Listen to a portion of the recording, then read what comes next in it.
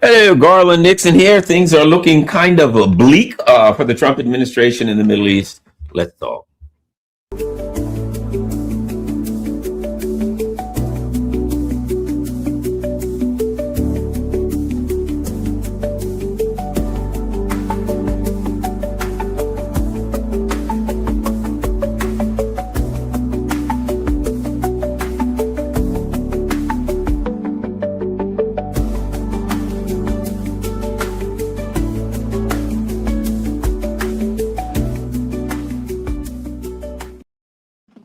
Hello, Garland here, and things are looking kind of bleak for the Trump administration on a number of fronts. Let's get going.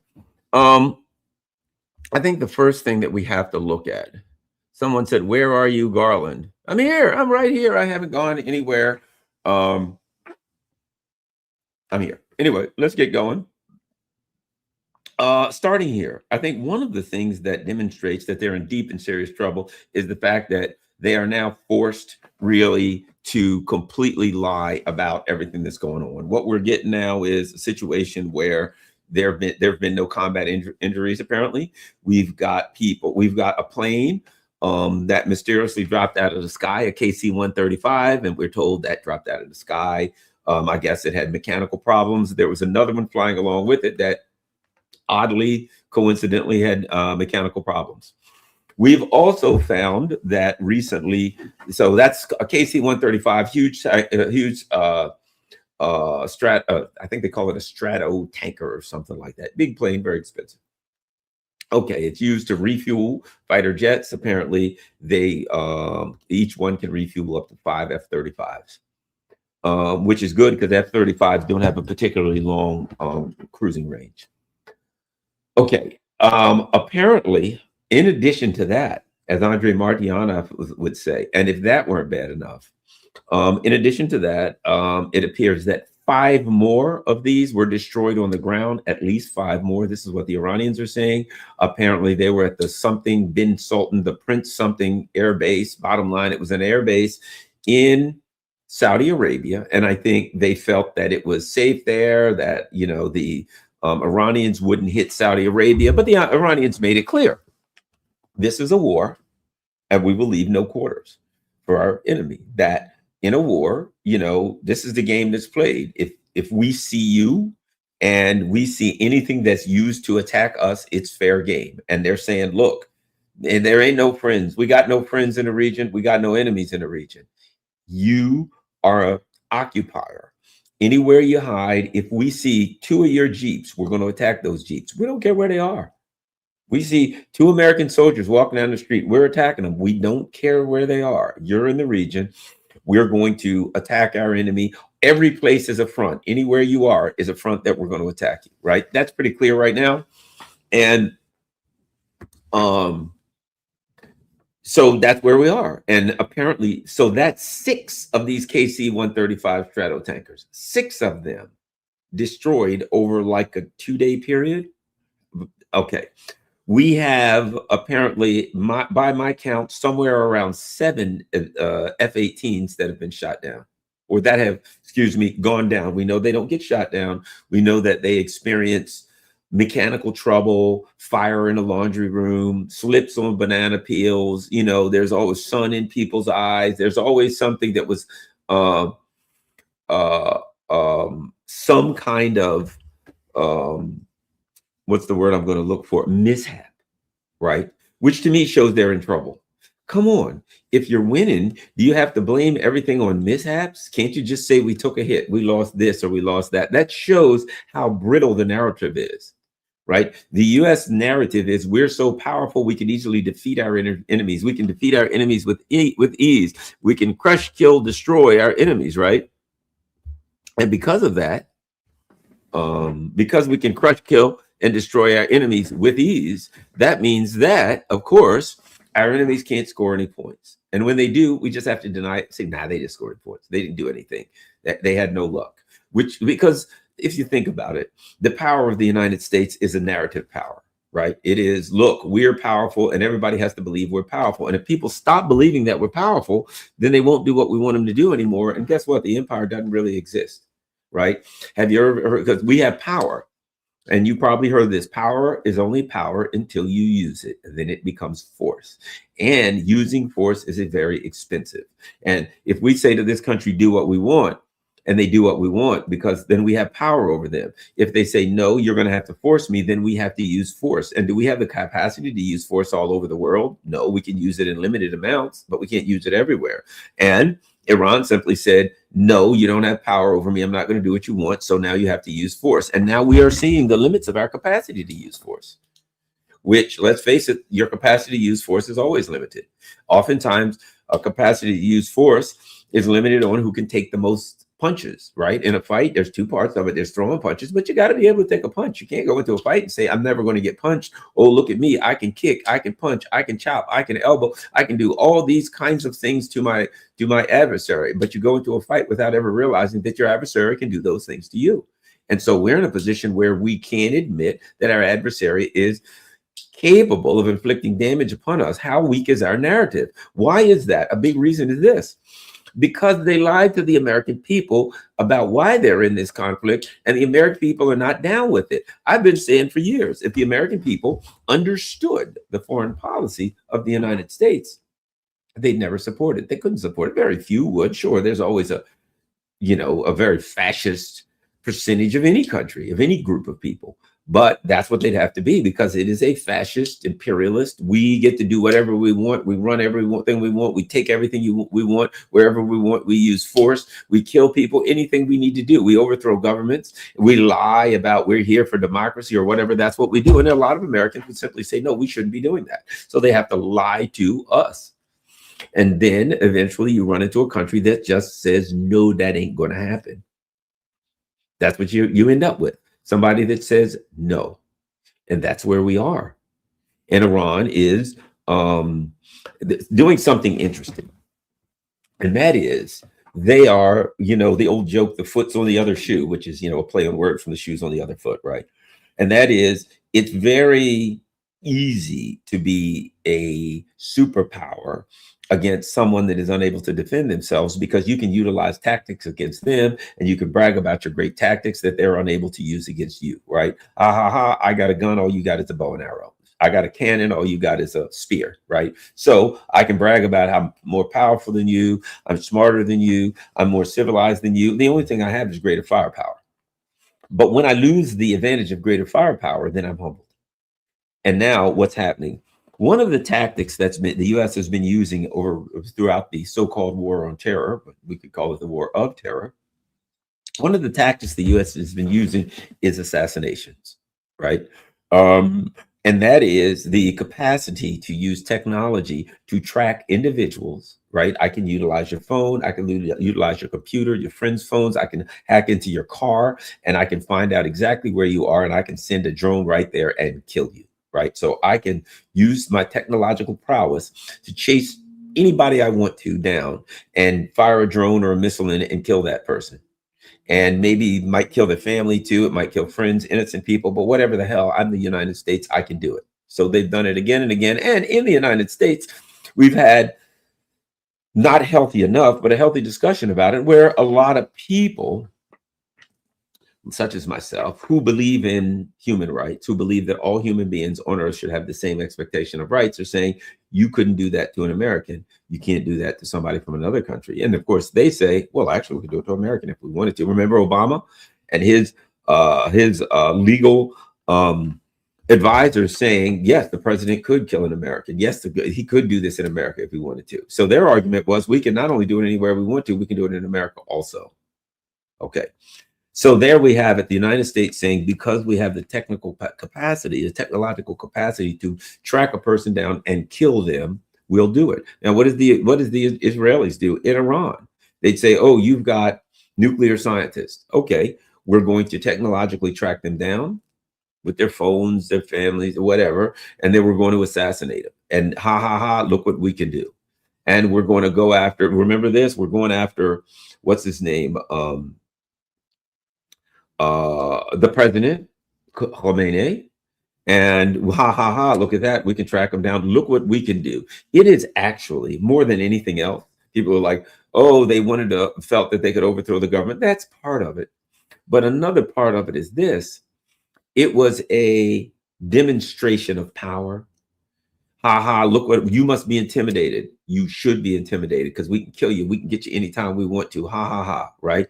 That was part of it. It was a show of of power, a demonstration of power and intimidation. We can do it. And part of that intimidation factor was we can do what no one else can do. We have superior technology than anyone else. We can track down anybody we want. We got facial recognition, hacking into cameras, phones, you name it. We can know where you are and we can come get you. So you better be scared of us, right? It's a demonstration of power. Now what's going on?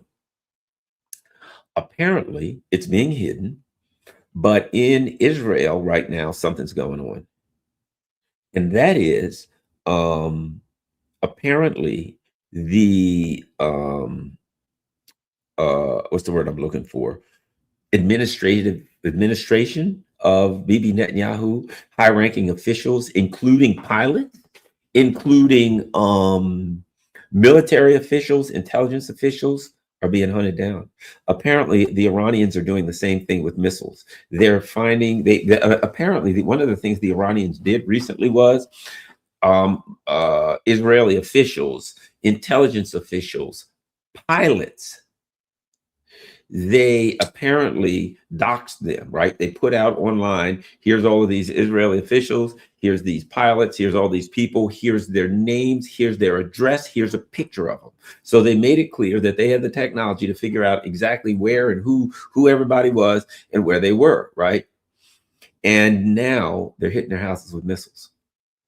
They're doing exactly what the US empire is doing. They're saying you can do it, two can play at this game, right? So they're literally all these. Now think about that. If you're a pilot, why would they do that? Well, number one, bottom line is this: pilots are extremely valuable in the Israeli military. They got to have pilots, right? So if you kill all the pilots, they got nobody to fly. So in fact, you cannot argue that they are not military targets. They are members of the military. And so they're trying to eliminate them. So they're targeting pilots, blowing their houses to smithereens with missiles. They're targeting Israeli officials, intelligence officials. They're doing, and what can you say?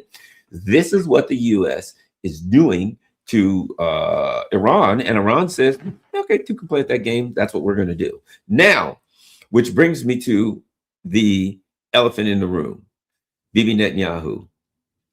Okay, so for the last several days, in a nutshell, what we've been hearing is, where's Bibi Netanyahu?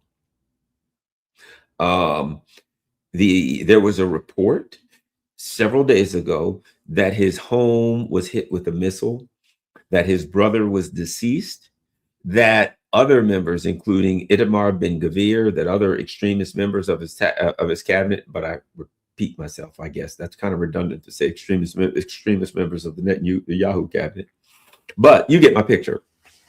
So apparently, there were reports that the Iranians, as I read them, as I've seen many of them, that the Iranians somehow, through intelligence, figured out that the Israelis were having some kind of a high-ranking meeting, that Benjamin Netanyahu was there, that apparently his brother was there. This is what we were told, that Ben-Gvir was there, that the head of the Mossad was there, that a whole number of people were there.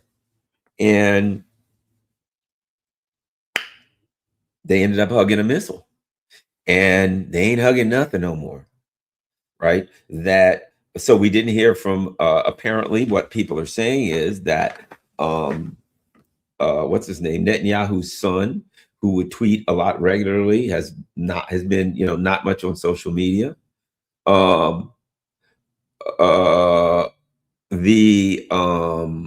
Apparently his account has gone dead, for lack of a better word. Let me put it like this. Maybe I should say his account has transitioned. There finally a video was released of him allegedly doing a press conference. But I looked at the video and man, it is a poor AI video. And then he's holding his hands like this.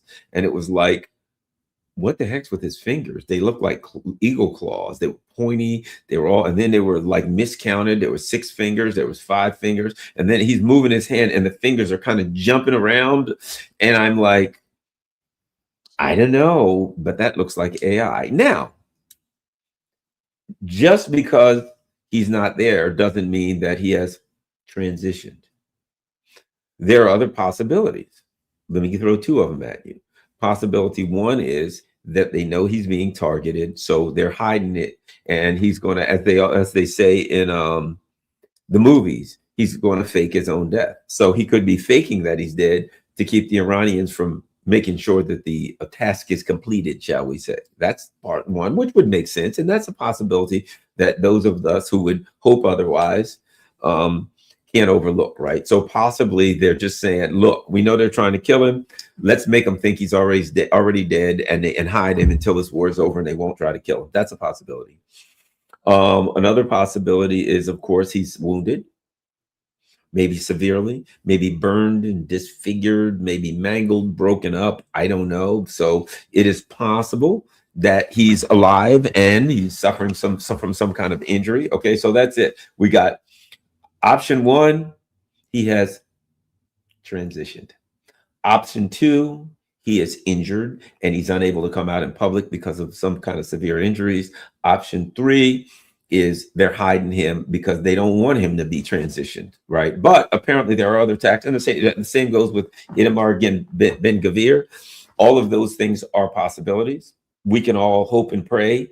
Which one we choose is true, I'll leave that up to you. I know which one I'm for, but who knows?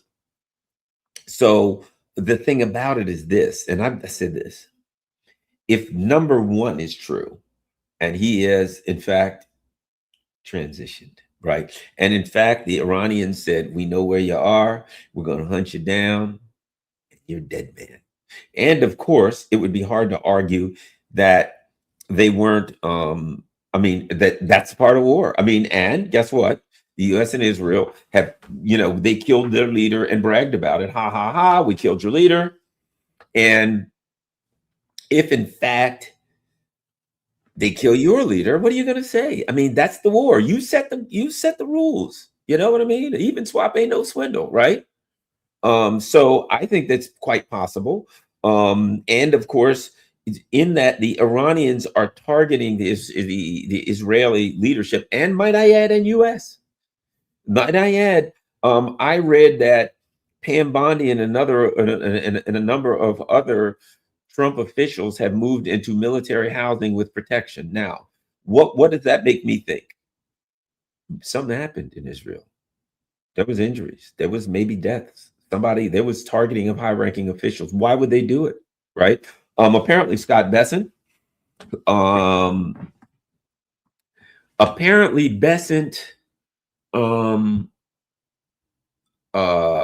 was giving a press conference of some type. He was suddenly called out by the president. He came back and he was trying to talk and he was shaking.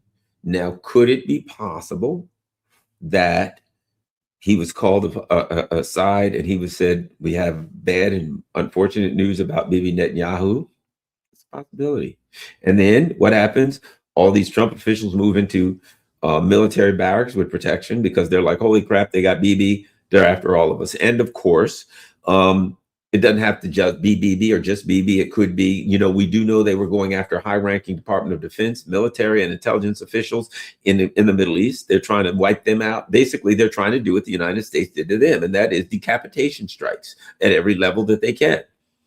And I'll put it like this: I will guarantee they had some success. I will bet you this: I will guarantee they had some success. And so there are some people that we will find out at some point have transitioned. So my point is that this is why this is very important, and I'll tell you why. Because part of the mystique of being the superpower or the hyperpower is that you can dominate and you can do things that nobody else can do. And when people find out that other people can do it, when people find out that your power is great, but other people can match it, you're no longer the hyperpower, are you? And not only that, If you have to think about your decisions as a leader, because if you're the head of a country and you say we can go to any other country and we can kill their leader and they can't do anything to us, ha ha ha, and you find out that other countries kill the leaders, you ain't going to be so jumpy, are you? You're not going to be so quick. Ha ha, we'll do a decapitation strike. But if you guys are sitting there saying, do you want to do a decapitation strike on country X? And they're like, yeah, but you know, country X is going to try to do a decapitation strike on us. And that means that everybody in this room will be dead. Well, you know what? Perhaps another plan is better, right? That's sometimes, well, at times that's the only way that people learn, is when they when they're able to do something and somebody gives them it's the old saying, the hair of the dog that bit you, a taste of your own medicine, whatever analogy you want to use. The US has been able to do things and other countries couldn't do it, and now other countries are doing it. And I don't know what to say. The other part of it is this too, and I think this is critical. You know, since the US fighting wars is about narratives,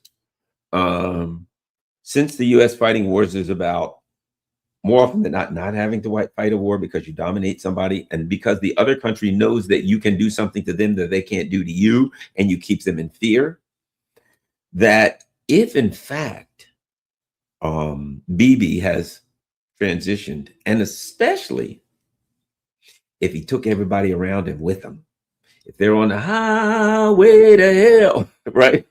If they're all on a highway to hell, right?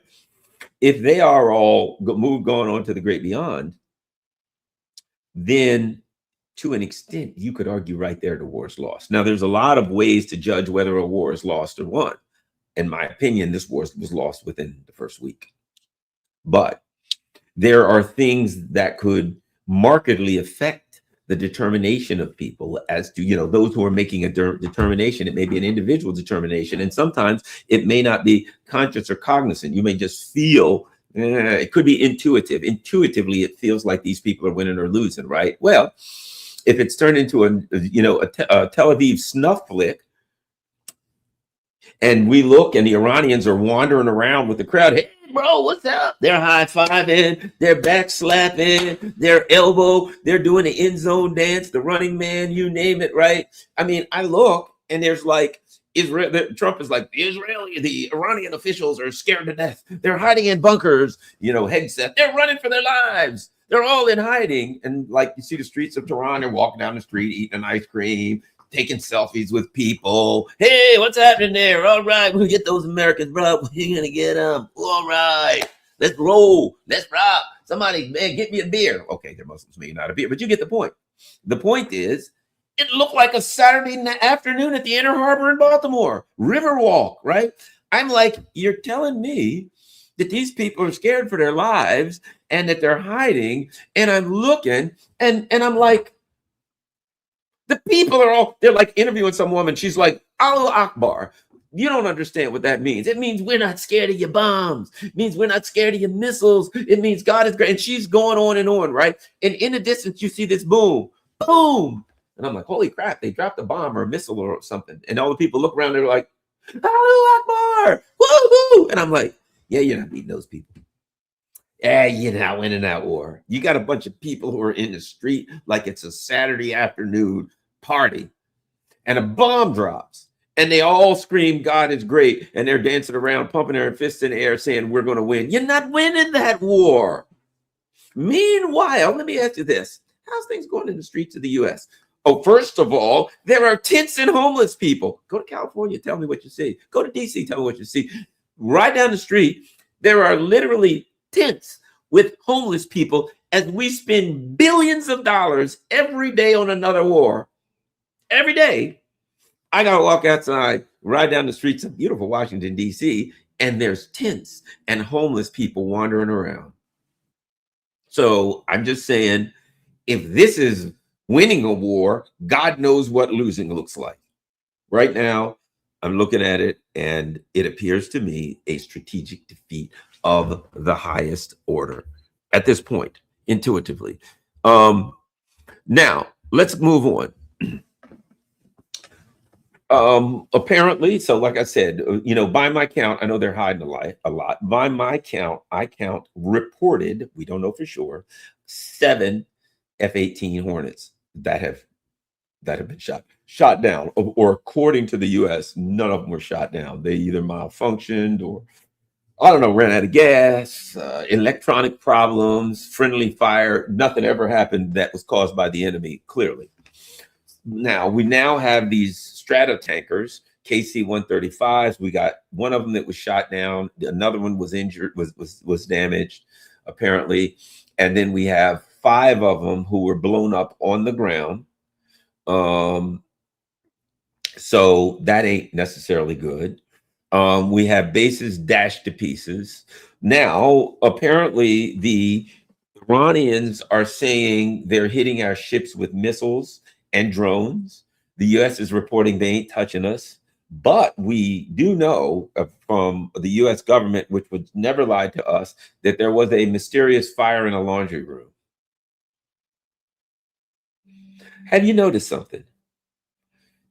It's always the sun was in somebody's eyes and their plane crashed and mysteriously dropped out of the sky. I don't know. There was a fire in the laundry room. We never get hit with missiles. Nothing ever happens to the U.S. soldiers that is caused by the enemy. Have you noticed that? Nothing.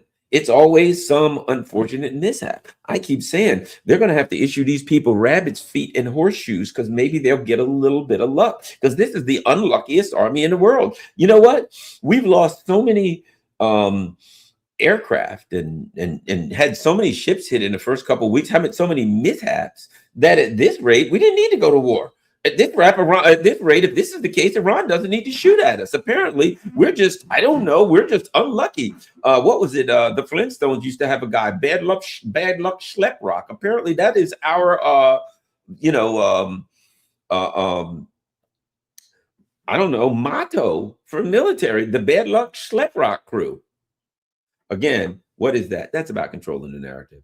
That's about not saying what's going to happen, what has happened, what's going on, or that we're taking any punches. We have to pretend that we're giving out all the punches and we're not taking any. I don't know how long we could go on with that. But that's the game apparently now. Apparently that's the plan. That's what they're going with. What do you want to do? Don't admit that anything was shot down. Don't admit that we took any punches. You just say, look, things are going well. How's things going? Fantastic. Are you winning? Ooh, winningest of all winning. We are winning, man. That is the narrative. Doesn't matter what's happening on the field. You know what it reminds me of? Ukraine, right? Oh, Ukraine's winning. The Russians are running out of missiles. The Russians are starving. They're literally eating each other. Oh, things are going bad in Russia. Everything's falling apart. The people are revolting against President Putin. The place is going bananas. It looks like a zombie apocalypse, dystopian, and Moscow's dystopian. All this stuff that we hear that sound great in as far as the narrative, but when it comes to the real world, something very, very different is going on. I think that what we've seen again now is that this is another NATO war, which means it's another NATO defeat. We've now had we've told that a French soldier was killed by Iranian missiles or drones. And possibly Iraqi militias that are also firing missiles and drones into U.S. bases. So apparently the French have lost soldier and or soldiers. Apparently the British have injuries they won't admit to death. So what does that mean? It's an admission of something. We would have never known they were there if it weren't for the fact that the Iranians are hitting some of them, and those countries now have to admit their injuries. So now we have to admit that they're there. So that's a reality. They're there and they're getting punched pretty hard and they're losing men. So again, just in the same way that Ukraine, I argue, you may disagree, that Russia is fighting all of NATO and defeating all of NATO, that Iran is fighting all of NATO and defeating all of NATO. And let me tell you this, if you fight one country in NATO, here's the truth. The truth is, NATO is a unified military, and NATO either fights or it doesn't fight. For the most part, if you're fighting one country in NATO, you're fighting all of them. And if you're defeating one country in NATO, you're defeating NATO. So the NATO forces are there and they're getting slapped around pretty good. I'll add this. It appears, based on what I'm seeing, that the air defenses, as were predicted, of the US and Israel are really starting to collapse. I don't know if you've seen some of the video on X. Oh, by the way, guess who's back on X? Follow me on X. I'm back on X. I am at the real THE, the real Garland Nixon now on X. And let me see. There's, I mean, just footage of, here's one. I want to show you some of the footage we're seeing is pretty much incredible. And so I will share some of that footage for those who haven't seen it. Not a lot of it, but this is what's out there. So let's take a look. Let me put my headphones on. Apparently, one of the things that's happening is that it's unbelievable what's happening in it's unbelievable what's happening in Tel Aviv and Israel. Man, they're getting hard. Oh, somebody said, does Garland have a body double? No, that's rich people who have body doubles. Trust me, the body I have has enough problems from car accidents and being beaten up and things like that. So no, I can't afford a body double. But thank you very much for the people who are contributing. Maybe if people contribute enough money, I can afford a body double. But right now, I'm trying to hold the little one I got together. All right, let's take a look at some of the things that are going on here. No, that ain't it. Give me a second. We see, oh, here we go. We see, let me give you a look. So here's, apparently this is Tel Aviv.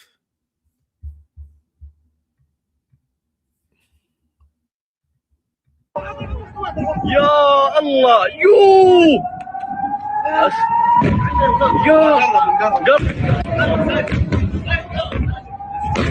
Allah.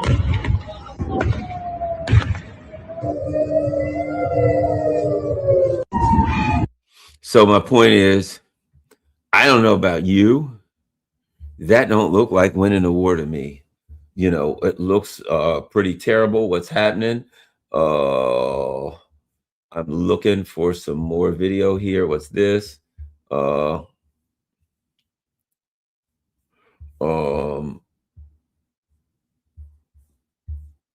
I'm trying to find some more. That's the same video. But whatever the case may be, you get my picture. I mean, what is this? I am looking. Well, I don't have a whole lot, I guess. But whatever the case may be, you get the picture. And that is that Israel is in deep and serious trouble.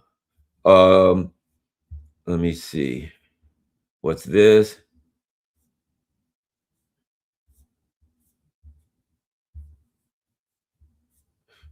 Bottom line is, and you're probably getting all the same reports that I am, and that is that the Israelis are taking a lot of hits. They're getting a lot of trouble. Apparently, Haifa, Israel's main fuel provider city, Haifa, is on fire. It's just a bad situation. I'm looking. Here's something else that's interesting too. The U.S. has sent it's sending the USS something or other.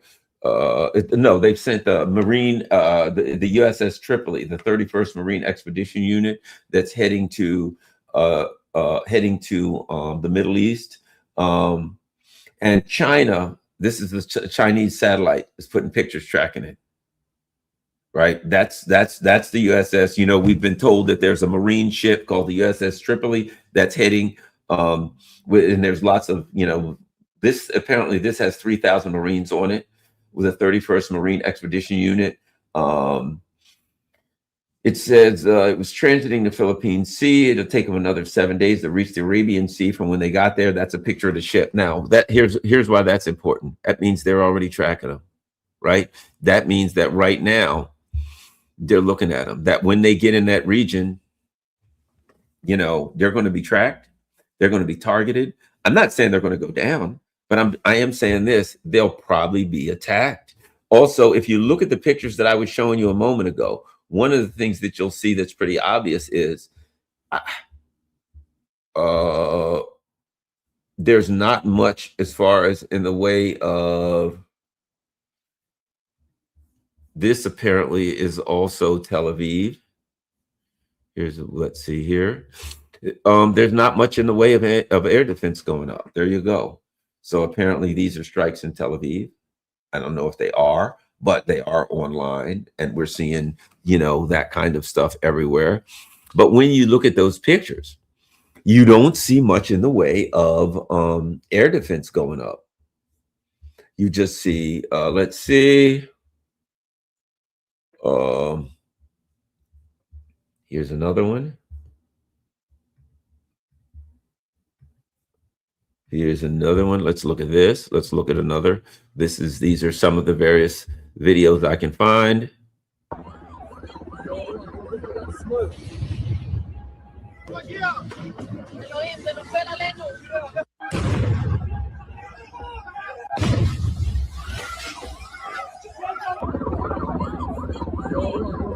I don't know for sure, you know, again, you know, I'm not going to take responsibility and say that these are all videos. These are videos that are online.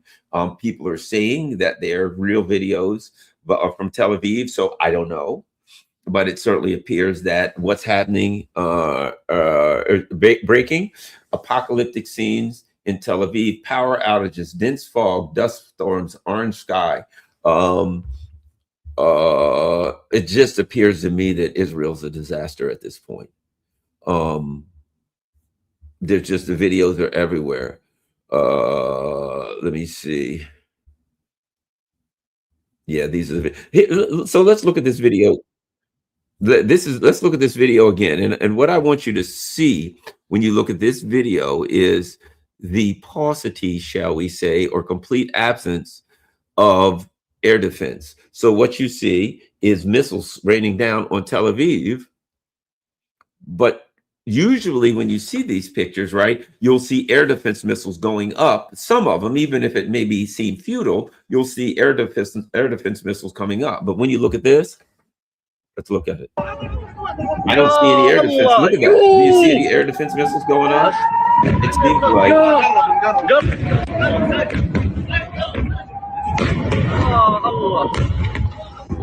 I don't see any air defense missiles. I don't see anything going up. They're just raining down.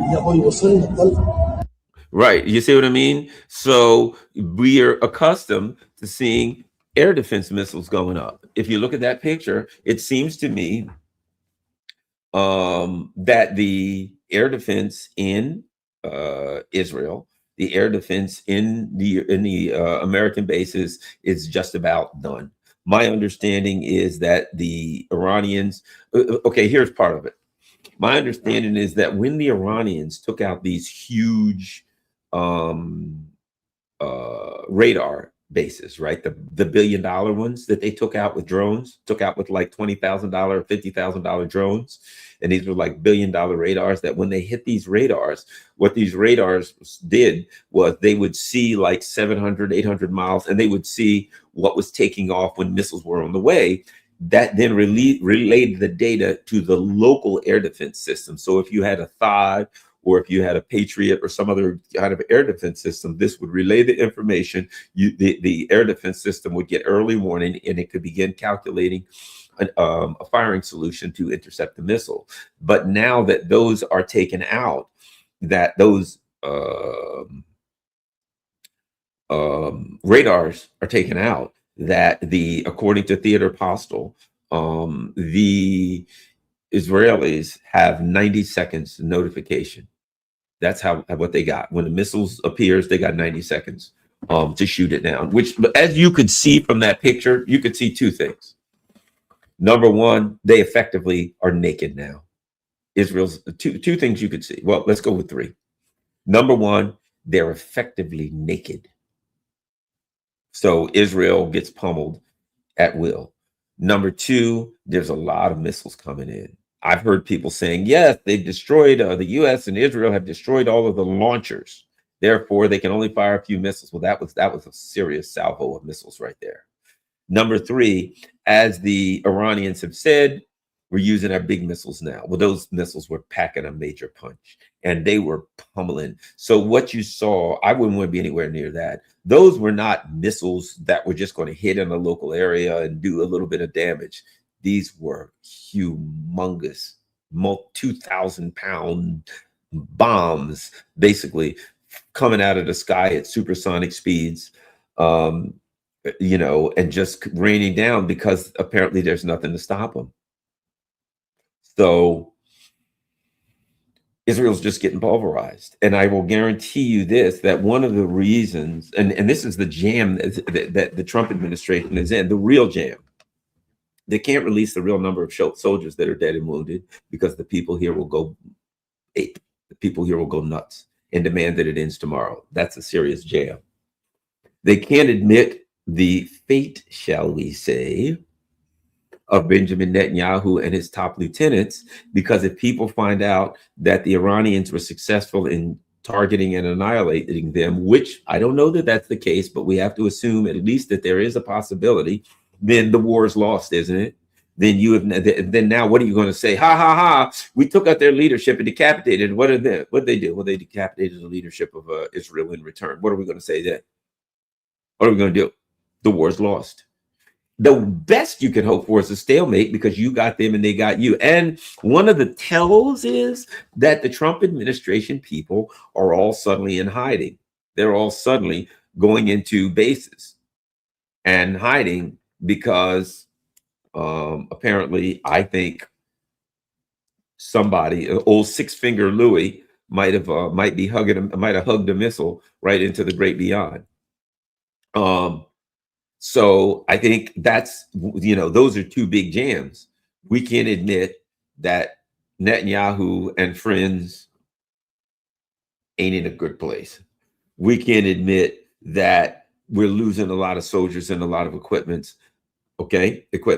We can't admit that we're running out of stuff, that we're out of air defense, that we're running out of stuff. We can't admit that our economy is in deep and serious trouble and that the phone is ringing off the hook and people in the Gulf states are saying, you got to stop this and you got to stop this now. And that people in Europe are calling saying, you got to stop this and you got to stop this now. We can't admit that this is in a morbid way, and I'm not happy about it or sad about it or anything. I'm just calling things as I see them, that this is a tremendous, in a way, I'll put it like this. There's a lot of ways, and I don't want to see this through a cynical way, but I think we have to report on everything. This is a tremendous victory for China, somewhat for Russia, because what it does is it just weakens the empire devastatingly. I don't know if you've heard this, but it's a full spectrum. We've lost the narrative. Everybody hates Israel. Everybody hates us. I'm just saying the world is cheering for Iran.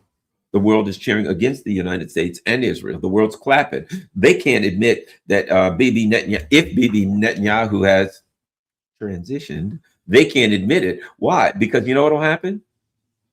Because the world will rise to their feet in joy if it comes out that Netanyahu transitioned. Then there will be pictures all over the world of people dancing in the streets. Literally, they'll be dancing in the streets all over the world. How embarrassing is that for that reality to happen? And then what in Israel right now? I think they can't admit that Tel Aviv's being turned into a pile of rubble. It's getting Gazified, and that there's nothing they can do to stop it now. It is getting obliterated, and there's zero they can do to stop it. Nothing. There's no way to stop it. Israel, as the Iranians have said about Israel, their fate is sealed. How do they come back from this? The United States would have to bail them out, and the United States is going to be real poor. And how is the United States going to vote for all of the money that has to be spent to re-up the weapons that the U.S. wants, to re-up the ships and all the other things that are damaged, to continue to pay for the war that's extremely expensive, to pay for the injuries, the care of the injured soldiers and things of that nature? I mean, this is a very expensive venture, an extremely expensive venture. And to pay for that, and then Israel's going to say, you have to rebuild us if there's anything left to rebuild. We can't admit how bad off it is. One of the things we're seeing is, think about this: they're censoring literally censoring the pictures coming out of Israel. They're censoring the information coming out of not just Israel, all over the Gulf. Bahrain, other countries are saying, if you take pictures of the damage, if you send information out about the damage, then you go to jail. Why? Because the U.S. empire said, we can't stand that for people to know, especially Americans, to find out that we're losing. Now, so they got no air defense. Additionally, I think the other thing is, let me see, 46 minutes. I want to make sure I'm not too long. Kind of long, but not too long. The other thing is, the Iranians are playing some very serious games outside of the kinetic realm, right? Outside of the physical realm. The Iranians are saying, look, we'll let certain ships through. Russia, China, your ships can go through. But look, think about what it does. If they say, this country, your ships can go through. This country, your ships can't go through. What they're doing is they're expressing dominance. They're saying, we control the oil, we control the Straits of Hormuz, and we say who comes and we say who goes, which is true. And when you acknowledge that, you have to acknowledge that they're a world power, that the entire world has to come to them right now and say, can you please let some ships through for me? That is a world power. That's not a regional power.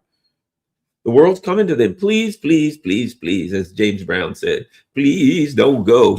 I love you so, right? That's what they've got people saying, please let us through. Mother may, you didn't say mother may I, right? Additionally, I think that the Iranians are attacking the US dollar. Here's what I mean. The Iranians have said, we'll consider letting ships go if they sell oil in yuan, in Chinese denominations, Chinese currency. That's an attack on the dollar. And guess what? If you're a country and you need money and you need oil bad, real bad, your people, why do you need oil so bad? Because you're the leader of the country. And if you don't get some oil and gas through, the people, you ain't going to be the leader of the country anymore, and you might not be alive. That's called desperation. That's when you call the Iranians and say, hey, give me a break, man. I got to get some oil. And the Iranians say, not a problem, bro. Not a problem, because I got you covered. But you got to buy it yuan. Man, I don't care. I'll buy it in anything you tell me to buy it in. I just got to get some oil before these people in this country put a rope around my neck and string me up. Good enough. Okay. Pay the man in yuan. Let's see this transaction. I don't know how they verify that, to be quite frank, but I think it's partially a rhetorical attack on the dollar. So that leads me to my final position. Is this World War III? I'm going to do a complete show on that, but here's what I have to say. One of the interesting comparisons is, after World War II, the United States built an economic infrastructure that they could control. And then there was Bretton Woods, all that stuff, right? So after World War II, so what can we say? That after World War II, and a new economic infrastructure arose. It was created, and it benefited the U.S., and the U.S. had full control of it, right? In that, a couple of things are happening. In that, the Iranians are going after the dollar, right? Number one. And that the Gulf countries that sell dollars in petro and then recycle in petrodollar, sell petro in dollars, sell oil in dollar, and then they recycle those dollars into the U.S. market, right? And that is something that significantly helps the United States capacity to live deeply in debt. In the event, which I think is almost inevitable now, that structure changes in some way, shape, or form, that means a new economic infrastructure arises, right? You've got China and Russia and other countries now paying in things other than dollars. So I think what you're looking at is the rise of a new economic infrastructure, similar to what happened after World War II. So when people think of World War II, they think of only a bunch of people, doing amphibious landings and tank battles. Well, because of the capacity, technological ability of satellites to target, and the ability of countries to utilize standoff weapons, we couldn't have a World War II like we had. It's just not possible. If Trump tries to land some Marines, he's going to find out. If he brings that ship, the USS Tripoli, anywhere in range of the Iranians, it's going to be holier than the Pope. They will fill it full of missiles, right? So this idea that we're going to bring some Marines and do an amphibious landing, that, my friend, is suicide in this day and age. You can't get close enough to the Iranian coast with a Marine ship to do any kind of landing. If you get within 400 or 500 kilometers, they're going to sink it. They're going to attack it with drones and missiles. So the idea that you could get anywhere near that Karg Island in the Red Sea, you're going to have to go through the Straits of Hormuz. It's absurd. Now, maybe they got some other plan to sneak in the back door or something. Here's the problem. Did you see those Chinese satellites? They're watching the ship everywhere it goes. They just wanted you to know when they released the satellite pictures of that ship. They just wanted you to know, we're looking at it. See everywhere it goes. See everywhere those soldiers go. If they come within range, they're going to get it. That's the reality. Don't bring it within range. I don't want to see those Marines die. Just get blown up in a ship.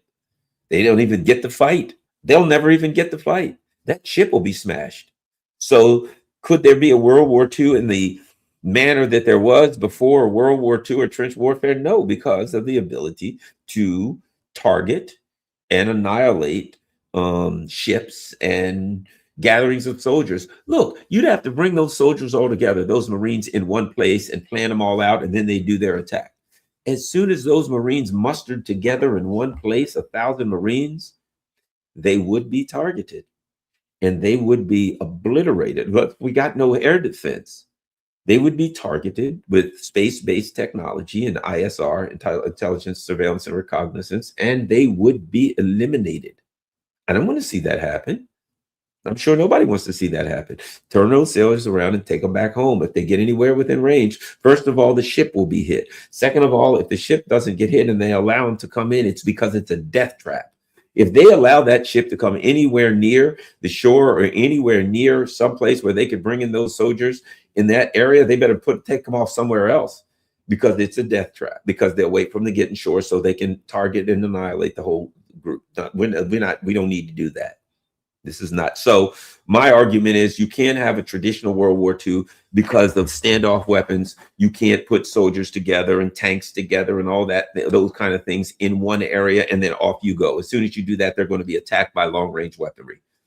So it would be difficult to have that. Now, could there be a war? Yes, but I'll put it like this. Because of technology now, the wars now will be wars of long-range weaponry. That's where we are now. Wars are dominated by long-range weaponry. When you have, for instance, the Russians with their Oreshnik, which has what, a 6,000 to 8,000 mile range, that rains down that one hypersonic missile comes, and then in the atmosphere it releases 36 hypersonic missiles that come racing in at like 12,000 miles an hour and blow everything up. No.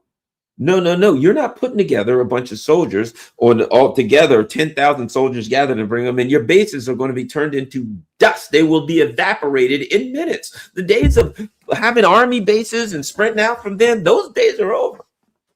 You're not going to have it. Now, the other thing is you don't have the support right now. You let the United States decide, oh, you know what I think we're going to do? We're going to start a draft. This country will burn to the ground. Young people that have no future, young people that have no present, young people that are opposed to the very fiber of their soul to Zionism, and you're going to say to them, we're going to put you in a ship and that ain't going to make it, because when you get in range, you're going to get sunk anyway, so you'll never make it there alive. But okay, we're going to give it a shot. And let's just say this. If we drafted right now, let's just say the U.S. says, we're getting our army together. Let's just say we started drafting, which we don't even have the mechanism for a draft. How would we do that? Okay, let's just say right now, 1 million people were to say we're joining up, we want to fight. We don't have the training facilities for them. We don't have the food for them. We don't have the uniforms for them. We'd have to provide them with uniforms, with food, with training, with guns, with kit, everything. Then we'd have to transport them. Then how long does it take to train them? How long does it take to train a person to run a tank? 6 months to a year? So we'd have to train armored battalions. We'd have to train artillery battalions. And then what about all the drones? And we'd have to have all of those things in order to train them on, right? You got to have tanks and drones and all these things to train them on. Then you have to have the things to utilize when they get to the field. Then you have to be able to transport them to whatever the theater is. We're talking 2 years before we would have any kind of a land army. And guess what? If that land army gets anywhere near the enemy, now what, are we just going to keep the Straits of Hormuz open and fight for 2 years and wait for the Iranians? When we will be long before that out of everything. And then once we get the soldiers, we're out of everything. Hey, good news, we got 2 million soldiers. Great. We got air defense for them. Oh no, we've been out of air defense missiles. How are we going to send them in with no air defense? We don't know. Okay, well, good. Well, we'll slam everything with tomahawks. Ah, yeah, we're out of tomahawks. Jathams, nah, ran out of those a year ago. Okay, what do we have? Grenades, they can throw them. As far as their arm, if they got a good arm, they can throw them maybe 20, 30 yards. No, that ain't happening. At any rate, thanks a lot, everybody. I will share. I got a couple pictures. Let me see. If I can ever find, I think I may have a couple pictures that you may find interesting. Before I go, I'm going to share a couple pictures from my now Twitter account at the THE Garland Nixon. Don't go to the one at Garland Nixon because that's still a verified account that I pay for, but I'm not allowed to. So let's start here. Hey, look at that. Benjamin Netanyahu missing, last seen with 6 fingers. That's one. Let's see what else we got here. Look at this. Ooh, hi, my name is Bibi. I don't know.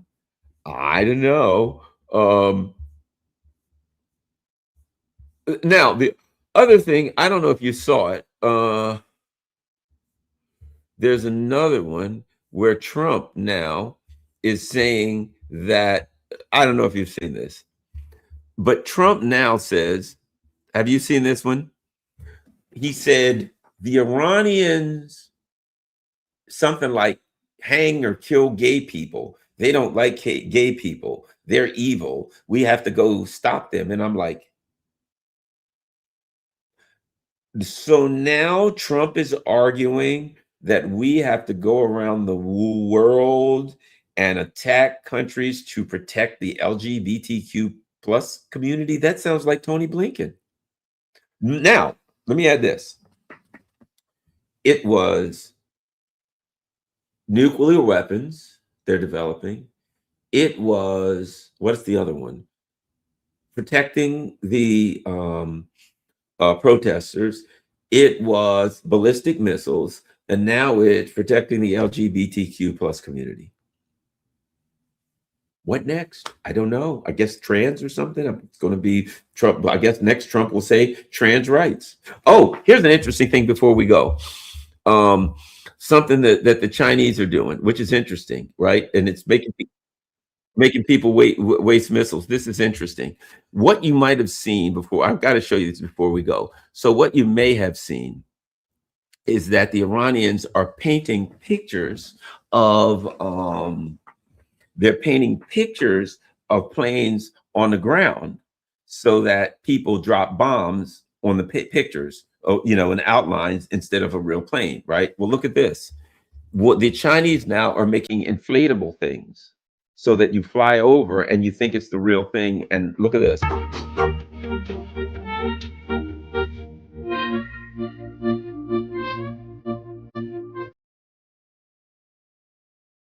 These are inflatable.